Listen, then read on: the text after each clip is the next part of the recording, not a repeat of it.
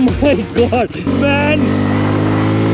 Hey guys, welcome back to my channel. I hope you guys doing absolutely fine. तो आज करने वाले हैं हम लोग बजाज पल्सर 250 का एक ऑफिशियल रिव्यू। अभी हमने इसकी बहुत ही इंटरेस्टिंग टेस्ट ड्राइव ली है और इसकी टॉप स्पीड को क्रैक किया है, जो कि कंपनी ने क्लेम किया था around 130 kilometre per hour approximate, but आज हम इस बाइक को लेके गए 139 किलोमीटर पर आवर अप्रोक्सीमेट।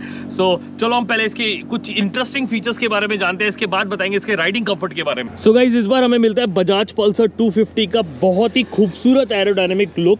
ये देखो कितना सुंदर तरीके से इस बार इसको डिज़ाइन किया है बजाज ने, एंड कुछ स्पेशल चीज़ें इसके अंदर में मिल जाती है जिसके बारे में हमें बात करेंगे। सबसे पहले हमारे उसके साथ आते हैं कि इससे पहले बात करते हैं इसकी हेडलैम्प के बारे में, जो कि कम्प्लीटली एलईडी और बहुत ही पावरफुल हेडलैम्प है। अकॉर्डिंग टू अभी तक के बजाज पल्सर के वेरिएंट पे सबसे पावरफुल हेडलैम्प कहा जा रहा है इसे। सो ये अभी तक हमने इसकी नाइट राइड नहीं की है तो हम इसके ऊपर कुछ बोलेंगे नहीं, बट एलईडी हेडलैम्प काफ़ी पावरफुल होते हैं तो दैट्स रियली नाइस। इसको बहुत ही खूबसूरत एरोडायनेमिक लुक दिया गया है, तो काफ़ी ज़्यादा अट्रैक्टिव लगता है पूरा स्पोर्टी लुक में।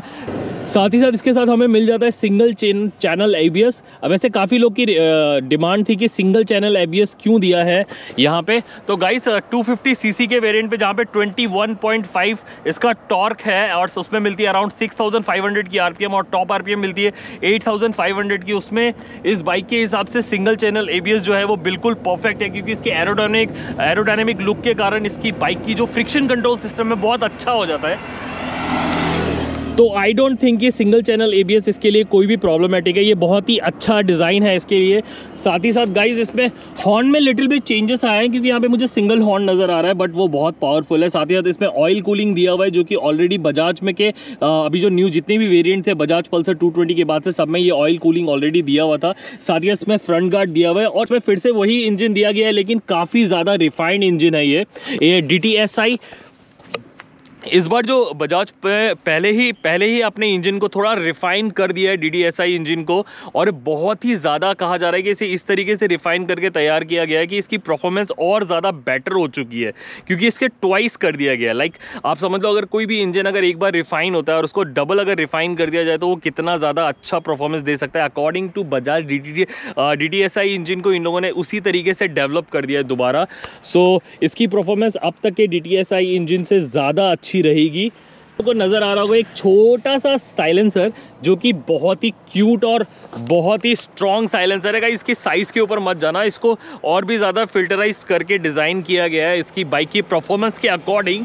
तो अभी वो पुराना जो बजाज में पल्सर की वेरिएंट में हमें जो बड़े बड़े साइलेंसर दिखते थे वैसा नहीं रहेगा। कंपनी ने क्लियर कर दिया अपकमिंग जितनी भी इसके वेरिएंट होंगे बजाज पल्सर के, वो सारे ही इस तरीके के साइलेंसर पे ही आने वाले हैं। So that's really nice. और इसके अलावा हमें मिल जाता है इसके पीछे के साइड में मोनोसॉकर की स्पेशलिटी होती है, वो बहुत ही ज़बरदस्त तरीके से अपने राइडर और पिलिनियर को कंफर्ट देता है। वो बहुत अच्छा उसका शॉक अब्जॉर्बर रहता है, जैसे कि हमने पल्सर के या बजाज के पुराने काफ़ी सारे वेरिएंट में अभी भी देखा था, या फिर डोमिनर में भी मोनोसॉकर का ही यूज़ किया गया है। सो एग्जैक्टली यहाँ पे 250 के लिए भी उन्होंने मोनोसॉकर का यूज़ किया ताकि राइडर और पिलिनियर को ज़्यादा कंफर्ट मिले, जो कि बहुत अच्छी चीज़ है यहाँ पे। उसके अलावा टेल लैंप में थोड़े से चेंजेस आए हैं, और ये एरोडायनेमिक लुक के लिए नंबर प्लेट का जो ये एरिया है वो बाहर के तरफ आ गया है।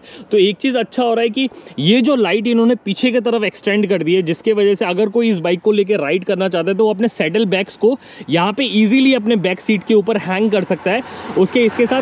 इसके साथ कोई प्रॉब्लम नहीं आएगा, अटैचमेंट नहीं आएगा। और ये जो टेल लाइट है, इंडिकेटर है, इसमें भी कोई डिस्टर्बेंस नहीं आएगा। तुम लोग को पता होगा जिस तरीके से जब मैंने अपनी राइड प्लान की थी तब मैं राइड पे जाता था तो मेरा जो पीछे का जो इंडिकेटर था वो काफ़ी डिस्टर्ब क्लियर करता था 220 पे, तो मैंने उसको शिफ्ट करके नंबर प्लेट के पास लेके आ गया था। बट यहाँ पे इसके साथ ऐसा कोई प्रॉब्लम फेस नहीं करना पड़ेगा। ये बहुत ही अच्छे तरीके से उन्होंने डिज़ाइन कर दिया इसको दोबारा।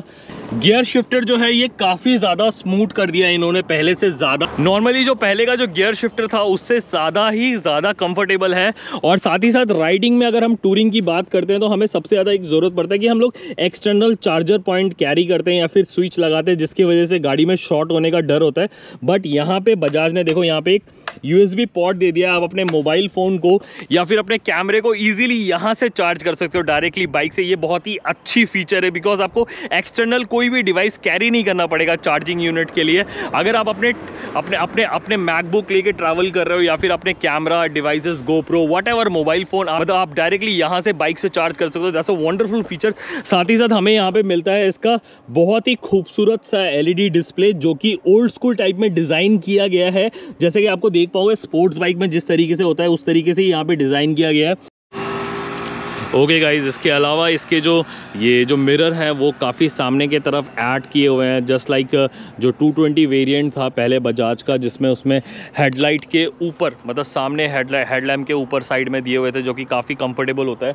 एग्जैक्टली उसका यही दिया हुआ है कि ये बाहर के तरफ निकले हुए हैं जिसके कारण राइडर को और ज़्यादा कंफर्ट मिलता है। Most of the sports bike में भी ऐसा होता है कि मिरर्स को काफ़ी दूर एक्सटेंड किया जाता है ताकि राइडर को राइड करने के समय कोई प्रॉब्लम फेस ना करना पड़े। एग्जैक्टली ये वैसे ही दिया हुआ है और इसके लुक्स भी काफ़ी ज़बरदस्त आ जाता है, इसके कारण निकल के आ जाता है इसका लुक। गाइस अभी कुछ इस बाइक की इंपॉर्टेंट मेरिट और डीमेरिट के बारे में हम बात कर लेते हैं। इस बाइक को मैंने जितना चलाया है मुझे बहुत ही ज़्यादा कंफर्टेबल, फास्ट है, कंफर्टेबल है। सिंगल चैनल ABS के साथ विद 21 टॉर्क के 21.5 टॉर्क है इसकी, जिसमें आपको मैक्स RPM मिल जाता है 6500 और इसकी मैक्सिमम RPM 8500 की मिल जाती है जो कि बहुत ही सही है 250cc बाइक के लिए। एंड साथ ही साथ बजाज पल्सर जैसे तुम लोग को पता है ये ऑल टाइम इंडिया का फेवरेट बाइक है, मोस्ट फेवरेट बाइक है, इंडिया का फर्स्ट स्पोर्ट्स बाइक है। तो वो लोगों की पहली पसंद और पहली चॉइस होती है, चाहे वो ट्रैवल करें, टूरिंग करें या सिटी राइड्स कर रहे हो। तो उसके हिसाब से बाइक बहुत ही सही तरीके से डिज़ाइन की है। But if we are talking about a touring, तो टूरिंग के लिए इसमें एक प्लस पॉइंट तो दिया हुआ है कि इसके पीछे की जो इंडिकेटर है वो काफ़ी पीछे की तरफ एक्सटेंड कर दी गई है, जिसके कारण जो पिलियनियर के सीट के नीचे या फिर राइडर के बैक सीट पे अगर हम बैग रखते हैं सैडल बैग्स तो किसी तरीके की प्रॉब्लम नहीं आएगी जो प्रॉब्लम हमें पिछले वेरिएंट पे फेस करनी पड़ी थी। साथ ही इसके साइलेंसर को छोटा करके थोड़ा नीचे की तरफ शिफ्ट कर दिया है जाके कारण उसकी हिट के वजह से भी कोई प्रॉब्लम आने वाली है नहीं।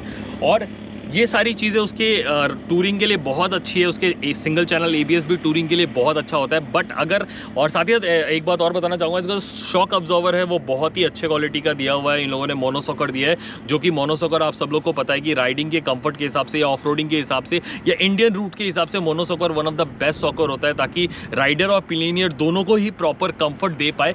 बट अगर मैं इस बाइक की कुछ डीमेरिट्स के बारे में बात करूँगा तो मेरे पास दो चीज़ें निकल के आई है बहुत ज़्यादा।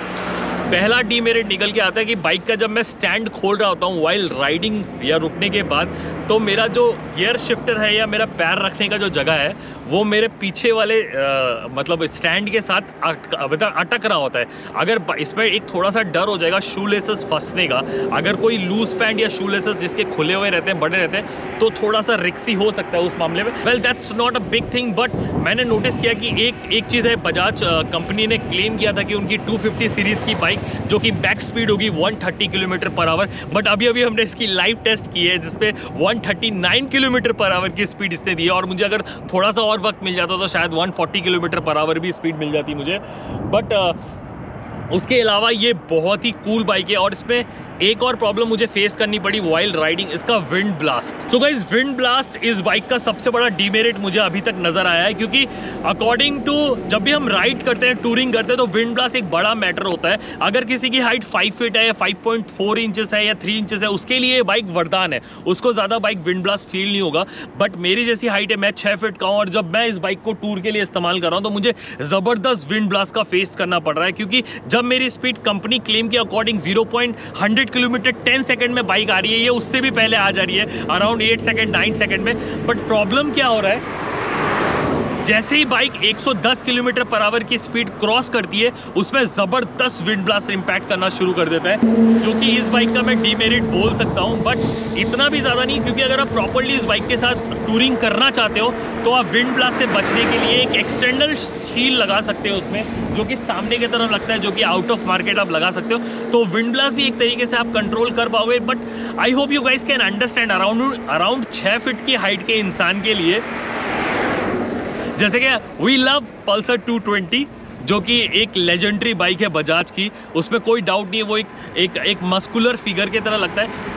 उसके अकॉर्डिंग कंपनी ने इसको फिल्टराइज करके बहुत ही खूबसूरत डिज़ाइन दे दिया 250 में, बहुत ही एरोडायनेमिक लुक दे दिया, तो ये बहुत अच्छा लग रहा है। तो गाइस आज हमने बात कर ली बाइक की सारी मेरिट और डिमेरिट के बारे में, जो कि बहुत ही अच्छा रिव्यू निकल के आ रहा है इस बाइक का। इसके साथ डेफिनेटली अगर टूरिंग करने का मौका मिलेगा तो मैं करूंगा, और डेफिनेटली तुमको भी करना चाहिए। बजाज हमेशा से ही अपने राइडर्स के लिए, अपने इंडियन राइडर्स के लिए, इंडियन पीपल्स के लिए एक ऐसी बाइक डिज़ाइन करता है जो कि बहुत ही इकोनॉमी वे में उसे वो प्रॉपर कंफर्ट और सारे तरीके के फीचर्स प्रोवाइड करा पाए। और वैसे ही कंपनी ने इस बाइक में उस तरीके से ही फीचर्स को अपने एरोडायनेमिक लुक के साथ इतनी अच्छी चीज़ें, डबल फिल्टराइज इंजन देने के बाद भी उन्होंने इसका कॉस्ट रखा है 1.60 लाख ओनली।